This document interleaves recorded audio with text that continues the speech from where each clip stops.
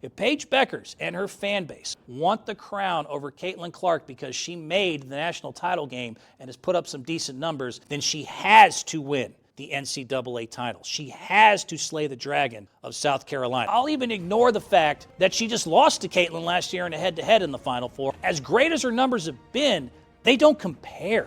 Y'all have forgotten about Caitlin Clark, so let's put it together. Third year to third year, in her tournament run, Caitlin averaged 31.8, 10 assists, 5.2 rebounds, and 6 threes per game. Currently, Paige Beuckers, as good as she's doing, is averaging 26.4, 3.4, 3.6, and only 2.8 threes per game. And people go, oh man, but Paige had 3 straight 30-point games in the tournament. Really? Caitlin had 4. She had 4 games in a row. She had 31, 41, a 41-point triple-double, and 30 points. Paige has had 34, 40, 31, and then 16 in this last blowout. So yes, Paige 105 points over the last 3 before this last UCLA game was impressive. Caitlin Clark had the all-time single tournament record. Caitlin Clark scored 191 points in a damn tournament. That is the most ever, men or women's, over Cheryl Swoops.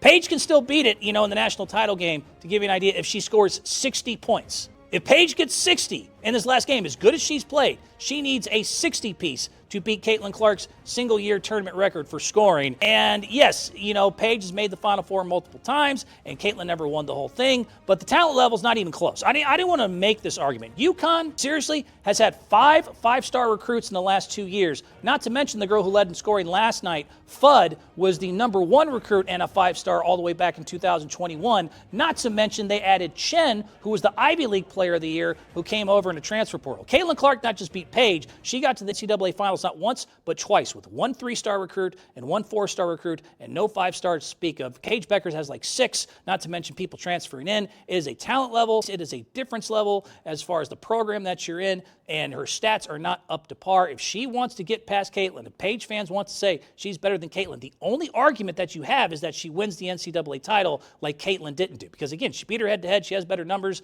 and she was able to get more success with a lot less talent. So I don't know how you do it other than you hope that Paige is able to slay the dragon that is South Carolina, and good luck with that. But if she does, I'll actually be happy, because it'll be good for women's sports, because then Paige comes in next year and you get that fan base and then arguments. Now we got Paige, we got Caitlin, we got Angel, we got Asia, we got all sorts of stuff for the WNBA, and I'll be very, very excited like Jesse Spano on some speed pills.